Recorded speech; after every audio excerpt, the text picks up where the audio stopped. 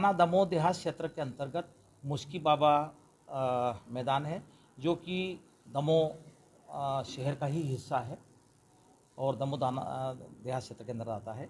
यह दोपहर को चौकी प्रभारी सागर नाका को सूचना प्राप्त हुई कि मुश्की बाबा मैदान के पास एक ड्रम में कुछ, चाहे जानवर भी हो सकता है या मानव इंसान भी हो सकता है, उस ड्रम में कुछ जलता हुआ आया, जिसमें दुर्गंध भी जो चारों तरफ फैल रही है।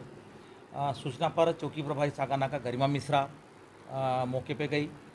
आग वाग जब तक बुझाने के बाद जब ड्रम को पलटाया तो जानवर न होते हुए इंसान का शव निकला।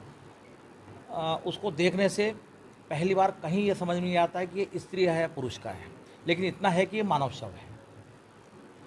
बड़ी बारीकी से जब देखा तो पता चला कि ये पुरुष का शव है। उसको 8 तारीख को उसके जले हुए शव को मर्चुरी रूम में रखवा दिया। हमने 9 तारीख को हमने भी उस शव को देखा तो प्रथम दृष्टया लग रहा था कि यह पुरुष का है। शव किसका है, क्यों मारा, क्यों जलाया, घटनास्थल पे कैसे पहुंचा, घटनास्थल कहाँ का है, यह सब चीज़ जो है एक प्रकार का रहस्य बना हुआ था। घटनास्थल निरीक्षण मेरे द्वारा एडिशनल एसपी और सीएसपी साहब, थाना प्रभारी, सारे अधिकारियों द्वारा निरीक्षण किया। सब ने अपना अपना दिमाग का उपयोग किया और हमारे द्वारा उचित निर्देश दिए गए। थाना प्रभारी सागर नाका और जब थाना प्रभारी दमोह देहात, इनके इंचार्ज के द्वारा सबसे पहले ये पता किया कि ड्रम किसका है, वो ड्रम आया कहाँ से। तो उस ड्रम के आधार पर यह पता चला कि ये बकोली तिराहे पर एक दुकान से ये ड्रम लिया गया है और 5 अगस्त को ड्रम लिया और उसका भुगतान फ़ोनपे से किया गया। उस फ़ोनपे के क्लू के आधार पर हमने नंबर ट्रेस किया। नंबर किस मोबाइल धारक का है, उसके आधार पर मोबाइल धारक को पता ट्रेस किया।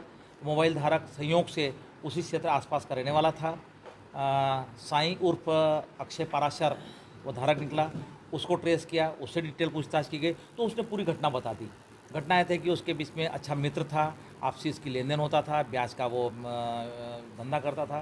ब्याज के पैसे को लेकर दोनों के बीच में विवाद था। इसको रास्ते से हटाने के लिए इसने प्लानिंग की। 5 तारीख को ड्रम खरीदा, लकड़ी खरीदी और पूरी प्लानिंग बनाई कि उसको किस तरीके से ये सिटी हॉस्पिटल के पास एक जो उसकी सिस्टर रहती है, रियल सिस्टर नहीं, मुँह बोली बहन है, उसके मकान की चाबी उसी के पास रहा करती थी और जब कभी वो उस मकान पे जाया करता था पतंजलि का वो सामान रख दिया करता था।